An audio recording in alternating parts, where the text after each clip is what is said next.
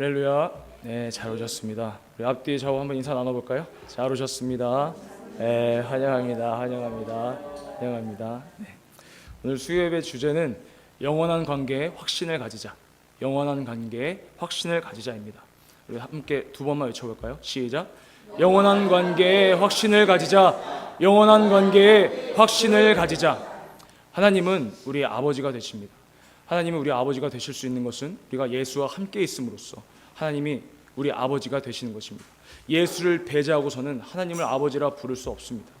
오직 예수 그리스도 안에 있을 때 하나님이 내 아버지시라는 것을 깨닫게 되는 것이죠. 예수께서 만유의 후사로서 만유를 상속받으셨고 우리 또한 그 예수와 함께 후사가 되는 것입니다. 그러므로 말미암아서 우리가 예수를 힘입어서 의지함으로 하나님을 아버지라고 부릅니다. 예수 안에서 예수에게 속했으므로 우리가 하나님을 아버지라 부르고 또 하나님의 사랑을 입고 또 하나님을 사랑하며 또 하나님의 뜻에 순종하게 되는 것이죠.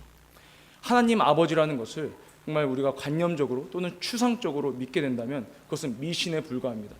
우리의 믿음은 성경에 계시된 그 믿음이어야 돼요. 이 믿음은 들음에서 나며 들음은 그리스도의 복음으로 말미암았느니라 라고 성경은 이야기하고 있습니다.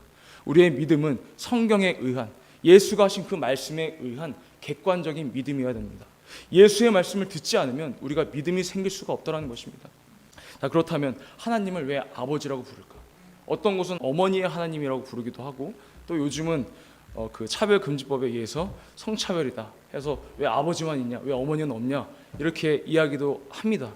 그런데 우리가 아버지라고 부를 수 있는 이유는 성경에 예수께서 오셔서 하나님을 아버지라고 부르셨고 또 우리에게 가르쳐주신 그 기도에 하늘에 계신 우리 아버지여 라고 기도하라고 예수께서 가르치셨어요. 이것만으로 다른 이유가 더 있겠지만은 이것만으로도 충분한 것입니다. 왜? 아버지를 알 수 있고 정확하게 알 수 있는 분은 오직 그 아들 한 분 예수뿐인 것입니다. 그래서 그 예수께서 하신 말씀에 우리가 권위를 두어야 된다는 것이죠. 그 예수께서 하신 그 말씀에 권위를 두었을 때 정말 우리가 하나님을 아버지라고 부를 수 있는 그 믿음이 생기는 것입니다. 자, 우리가 정말 성령께서 오시면 내가 하나님의 자녀라는 것을 날마다 확증시켜 주신다고 하셨어요. 날마다 확증시켜 주신다고 하셨습니다. 그러므로 말미암아서 우리가 아버지를 진정으로 내 아버지, 하나님을 내 아버지라고 부를 수 있게 되는 것입니다. 로마서 8장 14절에서 17절입니다. 네, 다 같이 합독하시겠습니다. 시작. 무릇 하나님의 영으로 인도함을 받는 그들은 곧 하나님의 아들이라. 너희는 다시 무서워하는 종의 영을 받지 아니하였고 양자의 영을 받았으므로 아바 아버지라 부르짖느니라. 성령이 친히 우리 영으로 더불어 우리가 하나님의 자녀인 것을 증거하시나니 자녀이면 또한 후사 곧 하나님의 후사요 그리스도와 함께한 후사니 우리가 그와 함께 영광을 받기 위하여 고난도 함께 받아야 될 것이니라. 아멘. 이 고난은 아버지의 뜻을 이룰 때 오는 그 고난을 이야기하는 것입니다. 아버지의 뜻이 무엇이죠? 내가 보낸 그 예수 그리스도를 믿고 따름으로써 영생을 이루는 것, 보고 믿음으로써 영생에 이루는 것이 바로 아버지의 뜻입니다. 그래서 다시 말하면 이 땅의 하늘나라를 확장시킬 때 오는 그런 고난을 이야기하는 것이죠. 요즘 이 세대들은 요즘 세대 또는 요즘 세상에는 헌신하기 또는 희생하기를 매우 싫어합니다. 내가 손해보는 걸 되게 싫어해요. 그리고 기다리는 것에 또 시간이 지체되는 것을 못 견뎌합니다. 또는 소통하는 것을 잘 못하기 때문에 이 감정이입 또는 감정을 공감하는 것, 그것을 좀 공감 능력이 조금 현저히 떨어지고 있다고 합니다. 뭐 친구와 동료들 사이뿐만 아니라 선생과 제자, 또 부부 간에도 마찬가지고 또 부모와 자식 간에도 마찬가지입니다. 이런 것들이 내 안에 자리 잡고 있다면, 이런 것들이 정말 내 삶 속에서 습관화되어 있다면 이 하나님의 일을 할 때, 하늘나라를 이 땅에 펼쳐질 때, 좀 확장시킬 때 내가 거기서 오는 고난을 기쁨으로 참여할 수 없다는 것이죠. 우리가 하나님의 자녀라면, 예수와 함께 후사가 되었다면 하늘나라를 확장시킬 때 오는 그 고난을 우리는 기쁨으로 받아들여야 하는 것입니다. 우리는 예수 안에 있는 것만으로도 충분해야 하는 것입니다. 예수 안에 있는 것만으로도 우리는 충분해야 되는 거예요. 그 예수 안에 있는 것만으로 충분할 때 내가 조금 손해를 보더라도, 그 영혼을 위해서 손해를 본다 하더라도, 시간이 지체되어서 내가 늦어진다 하더라도, 내 시간과 내 물질을 정말 비효율적으로 허비한다 하더라도 그 영혼을 위해서 그를 견딜 수 있다는 것이죠. 왜? 훗날에 주님과 함께 그 영광을 바라보기 때문입니다. 그 주님과 함께 받을 그 영광을 바라보기 때문입니다. 자, 우리 누가복음 22장 42절 44절 한번 보겠습니다. 네, 다 같이 합독하시겠습니다. 시작. 가라사대 아버지여 만일 아버지의 뜻이여든 이 잔을 내게서 옮기시옵소서. 그러나 내 원대로 마옵시고 아버지의 원대로 되기를 원하나이다 하시니 사자가 하늘로부터 예수께 나타나 힘을 돋더라. 예수께서 힘쓰고 애써 더욱 간절히 기도하시니 땀이 땅에 떨어지는 핏방울 같이 되더라. 아멘. 예수께서 이렇게 먼저 본을 보이셨습니다. 내 뜻대로 마옵시고 아버지의 뜻대로 하옵소서. 이 기도가 정말 땀방울이 핏방울이 될 만큼 온 힘과 온 마음을 다해서 사력을 다하셨다는 거예요. 이 사력을 다하신 이유는 예수께서 이 땅에 오셔서 그 죽음을, 고통스러운 죽음, 피 흘리는 고통을 내가 그 죽음에 대해서 번민하셨다는 것입니다. 그 죽음에 대해서. 왜냐하면 예수께서는 그냥 영원히 떠나가는 고통이 없는 그 죽음만으로도 충분히 아버지를 영원히 높이실 수 있었어요. 그러나 그 죽음에 이 고난을 더하신 것입니다. 피 흘리는 이 고난을 더하신 거예요. 그래서 그 피가 우리에게 은혜가 되고 그로 말미암아서 우리가 거룩하게 되었고 하나님의 자녀로서 영생을 바라볼 수 있게 되는 것입니다. 영생을 바라볼 수 있는 거예요. 우리가 예수 믿기 전에 우리가 율법, 그 양심의 법 아래에 있을 때는 우리가 정말 계속해서 빚이 쌓여가는 것과 마찬가지였습니다. 우리가 예수를 믿기 전에는 빚이 계속 쌓여간다는 거예요. 왜냐? 갚을 길이 없기 때문에 빚은 계속 쌓여만 간다는 것입니다. 그런데 우리가 예수를 믿고 예수께서 피 흘리신 것을 그 공로를 믿음으로 말미암아서 우리가 그 모든 죄, 모든 빚을 탕감받으신 것입니다. 이 얼마나 감사하고 기쁜 일입니까? 기쁜 소식입니까?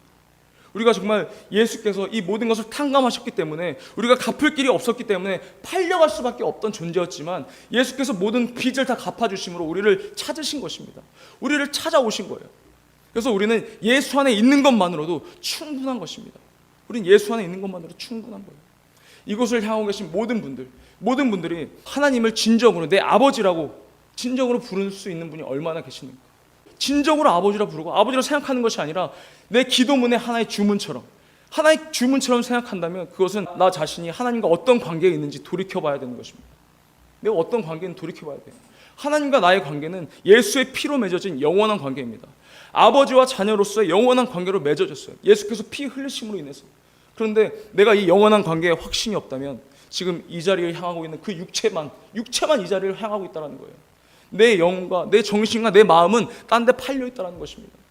내가 이 영원한 관계에 확신이 있어야지만이 내가 아버지와 나의 관계가 정말 확실하게 정립이 되어야지만이 이곳의 육체마저도 내 영혼마저도 아버지 앞에 있을 수 있다는 거예요. 근데 그게 그렇게 되지 않다라는 것입니다. 왜? 그 아버지와 관계가 정립이 되지 않았고 그 영원한 관계에 확신이 없기 때문에. 그러면 영원한 관계에 확신을 어떻게 갖게 되느냐? 우리에게 체험이 있어야 돼요. 체험. 어떤 체험? 내가 정말 진하게 체험이 있어서 정말 하나님이 내 아버지시고 내가 예수 안에 있고 정말 내가 하나님의 자녀구나라는 그 깨달음이 있는 체험이 있어야 하는 것입니다. 그 체험이 있고 나서 성령께서 오셔서 그것을 증거해 주심으로 우리가 더 이상 부인할 수가 없는 거예요. 그래서 우리가 더 이상 확실한 증거가 생기는 것입니다. 이 영원한 관계에서 확실한 확신이 생기는 것입니다. 그렇기 때문에 우리가 과거에 그 믿음의 선친들이 목숨을 내놓을 수 있다는 거죠. 그 믿음의 선친들이 미련하기 때문에 어리석기 때문에 목숨을 내놓았던 것이 아닙니다. 성령께서 계속 증거해 주시고 확실하게 보증해 주시기 때문에 그것을 부인할 수 없기 때문에 목숨마저 내놓을 수 있다는 거예요. 우리가 정말 그런 믿음의 사람이 되길 원합니다. 우리가 그런 믿음의 자녀, 하나님의 자녀가 되길 원합니다. 영원한 하나님과 영원한 관계, 여기에서 확신을 가져야 합니다. 그래서 우리가 지금 이 시간 기도하길 원해요. 이 말씀 받은 것을 가지고 과연 내가 정말 하나님과 영원한 관계를 지금 맺고 있는가? 영원한 관계에서 내게 확신이 있는가? 한번 돌이켜보길 원합니다.